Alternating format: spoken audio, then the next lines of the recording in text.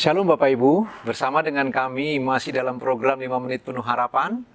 Nah, kali ini Bapak Ibu yang dikasihi Tuhan, ini bagian terakhir untuk kitab Imamat, sekaligus ini kesimpulan selayang pandang dari kitab Kejadian, Keluaran, dan Imamat.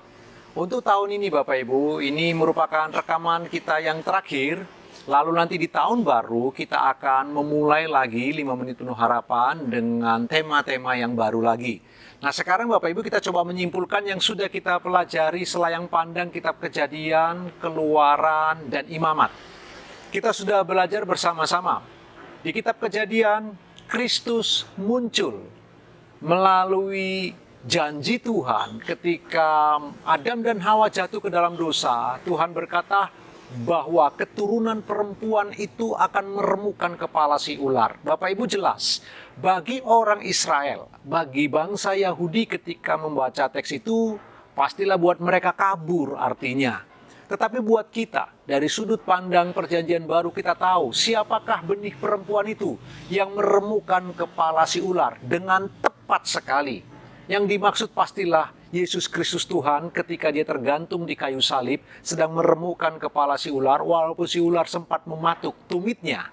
Nah Bapak Ibu, jadi di kitab Kejadian, Kristus telah muncul melalui janji, itu yang disebut dengan proto-evangelism, yaitu janji bahwa keturunan perempuan itu akan meremukkan kepala si ular. Dalam kitab Keluaran kita sudah belajar, Kristus juga muncul dalam tiang awan dan tiang api yang menyertai umat Israel sementara mengembara di padang gurun 40 tahun lamanya, Bapak Ibu. Dan Kristus muncul di sana juga. Kemudian sampai di kitab Imamat, kita tahu semua tentang korban-korban yang harus diselenggarakan umat Israel jika mereka ingin bertemu dengan Allah. Karena kekudusan dan kesucian Allah itu bisa menghanguskan mereka. Maka ada aturan-aturan main bagaimana cara mereka menghadap Allah.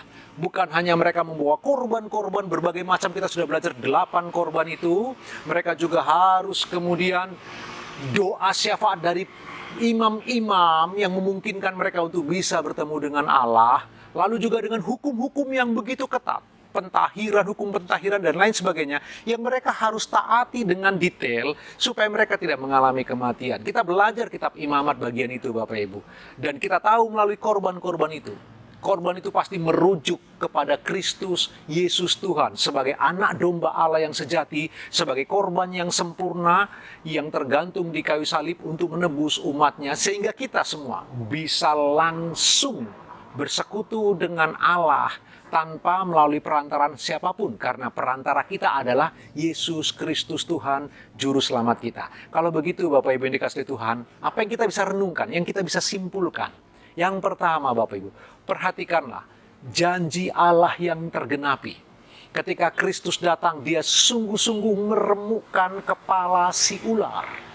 Kuasa iblis telah ditaklukkan, bahkan maut telah ditelan oleh kuasa kebangkitan Kristus, Bapak Ibu yang dikasihi Tuhan. Sehingga kita semua tidak perlu merasa takut akan maut, tidak perlu cemas Bapak Ibu, karena Kristus telah menelan kuasa maut. Firman Allah berkata demikian. Dan Bapak Ibu, dari kitab Keluaran kita belajar, apapun kondisi kehidupan kita, naik turun kehidupan kita, kita diberitahu bagaimana Allah menyertai umat Israel sementara mengambara di padang gurun.